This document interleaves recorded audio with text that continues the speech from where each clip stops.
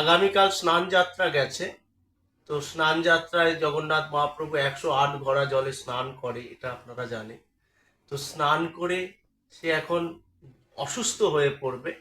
এই আপনারা জানেন 7 তারিখে রথের আগের দিন, প্রতিপদের দিন প্রভুকে আবার নিয়ে আসা হবে রত্নবেদিতে। তারপর উনি সেখান থেকে রথে উঠবেন, রথে বিশেষ পুজো হবে। যাই হোক, শান্তি। তো এখন তার কি হচ্ছে যে আমরা জড়িবুটি, হ্যাঁ, তার উদ্দেশ্যে জড়িবুটি মেডিসিন আর কি, মানে জড়িবুটি দিয়ে বিভিন্ন রকম বিভিন্ন রকম, যেমন লবঙ্গ, হ্যাঁ, মধু, এগুলো সব পেস্ট করে একটা ওষুধ তৈরি করা হবে। সেই ঔষধটা প্রভুর উদ্দেশ্যে নিবেদন করা হবে, হ্যাঁ, কারণ জ্বরের প্রতিষেধক হিসেবে, হ্যাঁ।